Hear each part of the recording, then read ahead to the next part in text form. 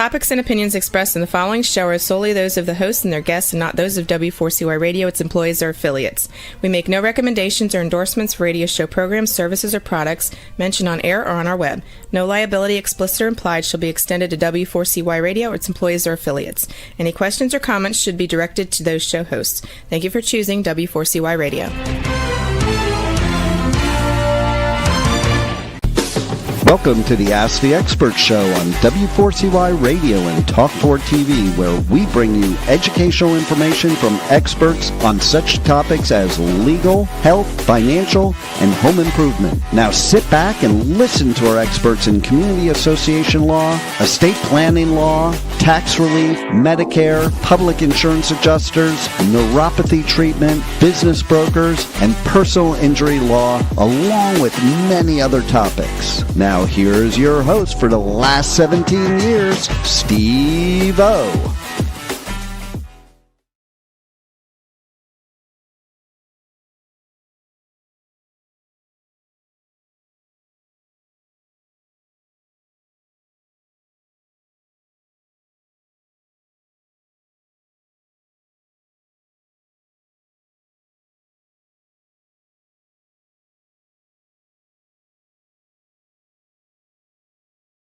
Because we have been so lucky, so blessed to get the top experts in their field. And I have never, ever in 17 years had a complaint about one of our experts. Well, this morning, this is kind of unusual because it normally takes our experts about 6 months to really gain traction with the show.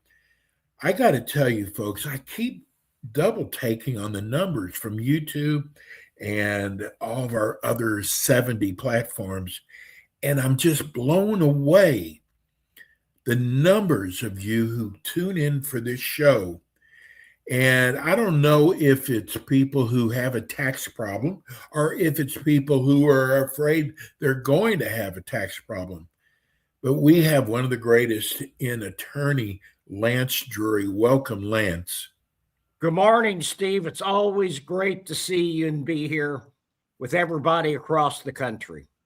You know, Lance, I get so many letters from people who said they signed on with another firm and they had such a bad experience.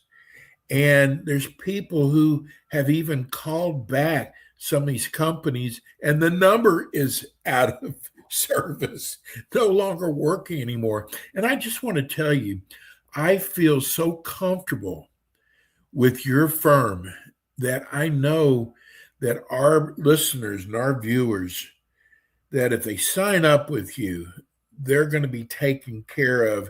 There's not going to be a lack of customer service. What you have done with your firm, Lance, and you don't even have to do this anymore, but I am just so in awe of what you've done. Well, Steve, about 15 years ago, we had 60 clients. Now we have almost 1,000 clients at any one time. It has really taken off in the last 12 years. And it was a gradual climb at first, every year about 10% more. And then one day I said, this is all we're going to do. We're going into St. Louis in 30 days. We're going on the radio. And it's just, we're off the charts now. And so we get good Google reviews. I've been giving speeches across the country. I've co-authored books. I do this because it gives me a reason to get up every morning. I want to help people out. I'm always been on the side of the little guy against the big bad government. First, I was a public defender. Now I'm helping people go up against probably the most terrifying agency in the federal arsenal, the IRS. And I just love doing it. I just love helping people with their problems. Lance, you interview all your new clients. What is the reason most of them give you for trying to work with the IRS themselves rather than secure a firm like yourself?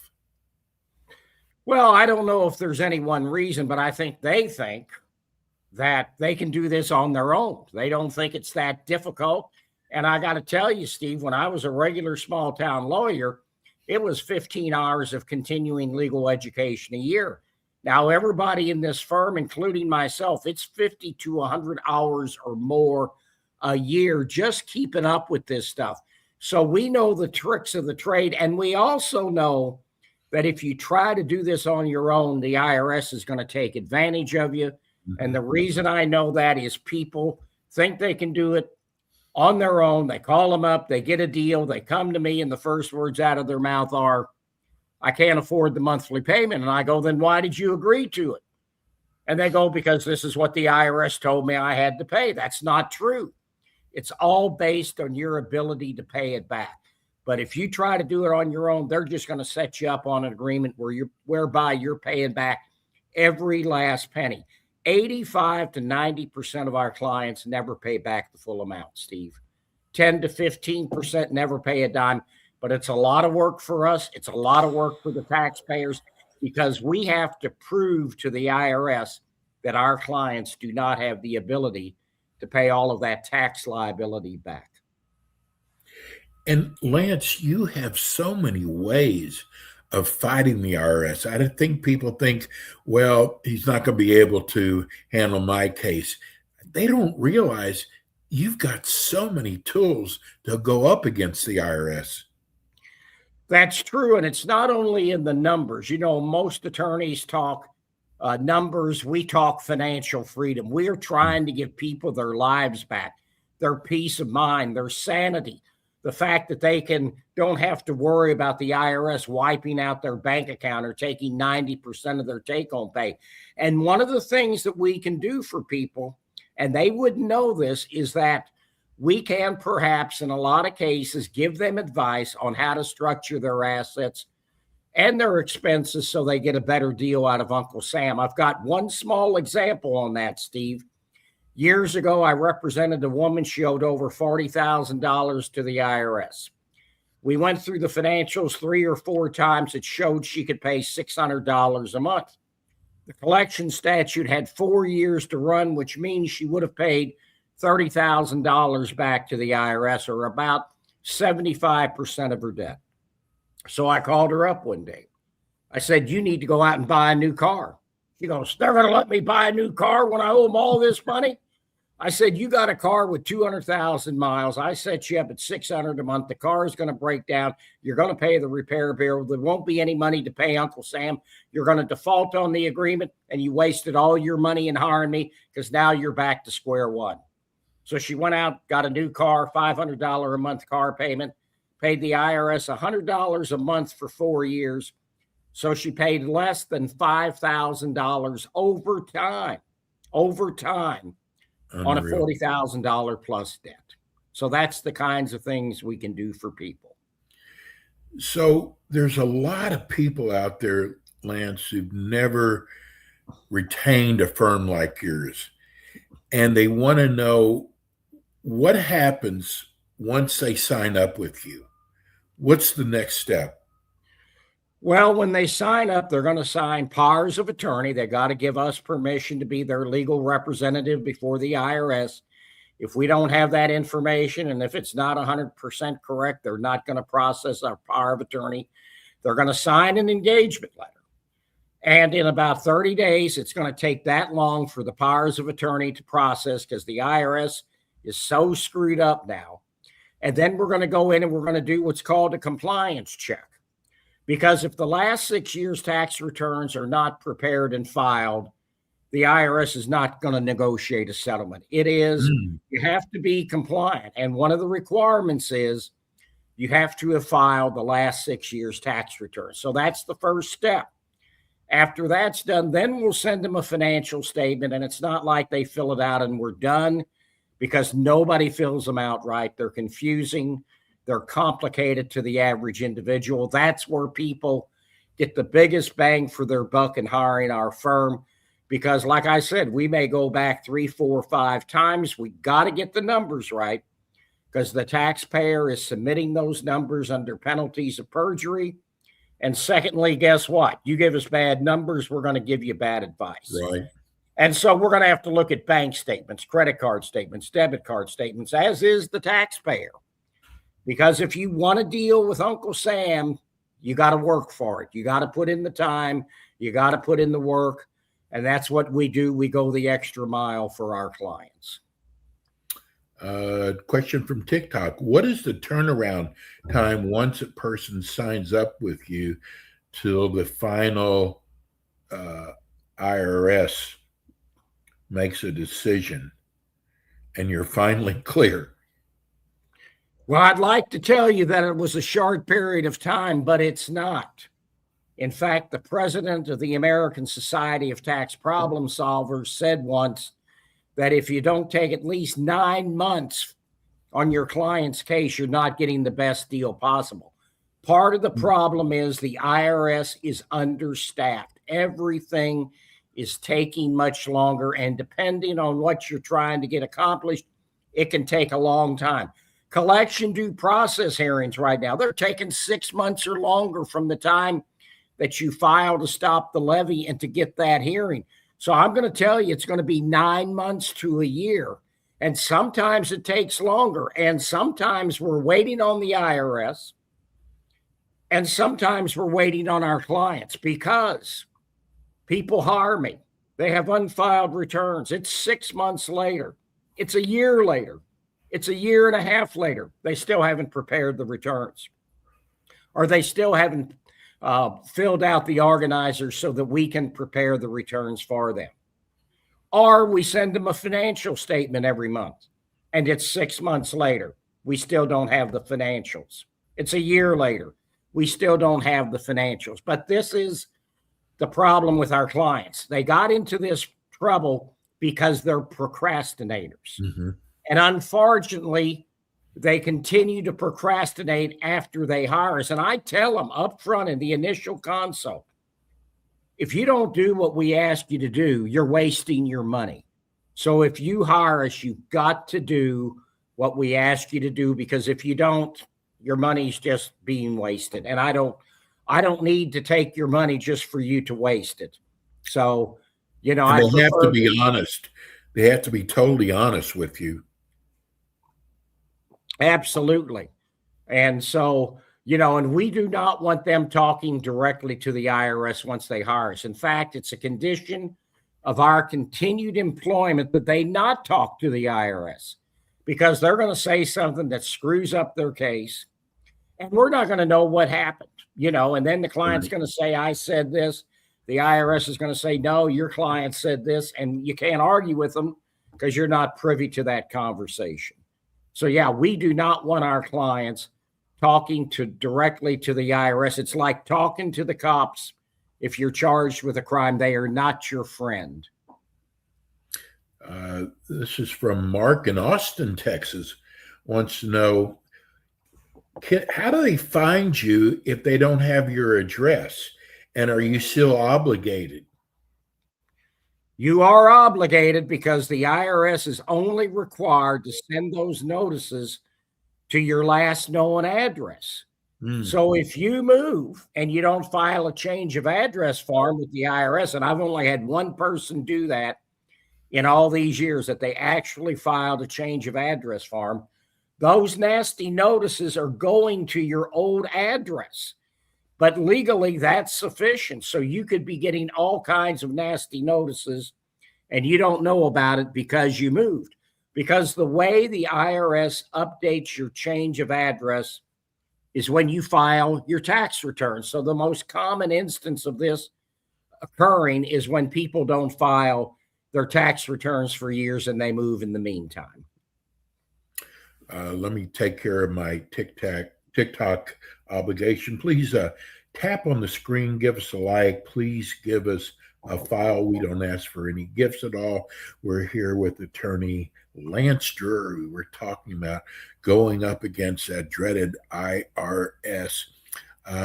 Lance, this is we get so many letters that first started off with a friend of mine told me, a relative told me, and we've learned from doing your show most of the time that information is wrong. But here's one wanting to know, about a hardship deferral. Have you heard of that? Yes, what the IRS will do, it's a temporary status, but a lot of our people stay in this status once we get them there, is that if you don't have the ability to pay any of this back and you can prove that to the satisfaction of the IRS, they will place you into what is called currently non-collectible status, CNC status. And what that means is they're going to remind you once a year that you owe the tax, but they're not coming after you.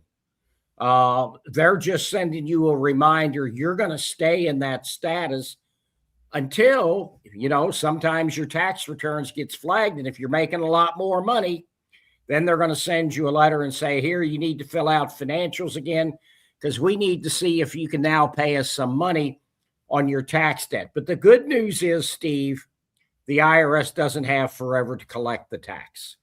It's generally 10 years from the date the tax is assessed, but there's so many things that can stop the running of the statute on collections that for each tax liability period, we go in and we find out what's the last day the IRS can assess the tax against you. We have a case right now, Steve, where we're arguing with the IRS over $200,000 in tax liabilities. We say it's already been expired. The IRS is contending that it doesn't expire until 2031, and it's been in appeals forever. This is because the IRS doesn't have enough people. Nobody wants to fund them, but then when they have a problem with them, they get upset because the service is awful. And I don't blame the taxpayers for being upset, but that's the new reality. We have to deal with it. Taxpayers have to deal with it. It's not pretty, but it's the new reality. Here's a question we get a lot about ex-spouses, Lance. This is from El Paso, Texas. What do I do if my ex-spouse caused my tax problems? Well, when you say caused your tax problems, the deal is if you file that return jointly, it's your debt as much as your ex-spouse's. Mm-hmm. So let's say your ex-spouse was self-employed and they didn't make their estimated tax payments. They didn't pay their taxes. Once you sign that joint return, it's your liability as well.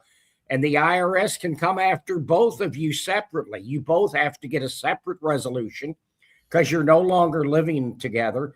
So your monthly household income is different. Your monthly household expenses are different. So even if your ex-spouse caused the liability, they can come after you. Now, there is a thing called innocent spouse. If you were completely left in the dark, had no clue, and we've had clients that owed six figures and we got them out of it on an innocent spouse defense. The husband was in charge of the business. He didn't do it. The wife had nothing to do with the business, had no idea that this was going on. She never took part in the financial structure of the family. He solely handled the finances. Then you could get out of it. But you got to prove that to the IRS. You just can't sit back and do nothing. You need to hire a tax professional to help you through all that because you're going to have a difficult time trying to do it on your own. This is Martin from TikTok wants to know, do they have to give you notice before they take money from your account? Absolutely. In the old days, it was like the Wild West. They could just go out and levy you with no prior notice. But in 1998, Bill Clinton and a Republican Congress got together and they came up with all of these rights for taxpayers, one of which is due process, which means the IRS has to go through a whole sequence of letters before they can take monies from your paycheck, take your Social Security, or wipe out your bank account. So you have to get prior notice, and you have the right to a hearing before that will stop the levy and give you an opportunity to work this out. So, there's a lot more safeguards now than there were in the old days. That's what created this industry that I'm in. In 1998, it established all of this. In fact, I was joined this guy's mastermind group in Los Angeles. He made $24 million in revenue one year. He was sitting in front of his television set watching the congressional hearings back in 1998 and said, this is what I'm going to do. So it created this whole industry of practitioners, of people helping out regular taxpayers get their problems resolved with the IRS. Lance, if you get a tax lien from the IRS, does it affect your credit? Well, it doesn't show up on your credit scores anymore, but, I'm sure that, that tax lien is a matter of public record. So it could affect your ability to get a loan from the bank, things of that nature. We have people all the time, because one of the things the IRS wants you to do is, if you have tax liability and you have a lot of equity in your home, they want you to go to a mortgage lender and try to get a loan to pay that debt off. Well, nobody can get it. 99% of our clients are not going to get a loan, or it's going to put them into a financial hardship if they did. And the IRS isn't even supposed to ask for those loan denial letters if it places them into a financial hardship. So that's not a big hurdle for us to get through. But you can file the lien. But again, the lien is only good until the collection statute runs out. But again, Steve, this is how screwed up the IRS is. In the old days, prior to the COVID, 6 to 9 months before the collection statute on collections expired, the IRS would automatically release the lien. They aren't doing that now. People now have to hire us to get those liens released, even though it's a self-releasing lien. They go to sell their property. The title companies are so scared of the IRS, we got to get a formal release from the IRS on that federal tax lien, or they're going to satisfy the lien, even though it is no longer there. But that's just how scared these title companies are now of the IRS. Well, I want to end the show with this because, Lance, when a person, the IRS is coming after, it's like having a gorilla on your back. When they sign up with your firm, they no longer have to talk to the IRS. They don't have to worry about if they're saying the right thing or not. And that is like taking that gorilla off your back. Oh, absolutely. I have people that hire me all the time. And one of the first things they said is, I feel so much better. Yes. I'm so glad I came to talk to you today, because I just feel like I've got somebody who's in my corner, who's going to take care of my problem, and I don't have to deal with the IRS any longer. Lance, your phone number is 888-367-6512 for all those people who are just listening to the show. You have offices in St. Genevieve, that's the St. Louis area, Nashville, San Antonio, Houston, and soon to be Miami. And we also have an office in St. Louis, Steve. I'll probably be up there on Saturday. You're always working. Hey, Lance, have a great 4th of July weekend. And Lance will be with us not once, not twice, 3 times next month, including Monday. We'll be doing a show on Monday. Thanks so much, Lance. Thank you, Steve. It's always great to be here. You're the best. That's attorney Lance Drury at the Drury Law Firm. Folks, I'm telling you, if you have an IRS problem, please contact him, 888-367-6512. That's going to do it for us today. We're going to be back again with you tomorrow at, 10 o'clock a.m. Eastern Time. We'll see you tomorrow.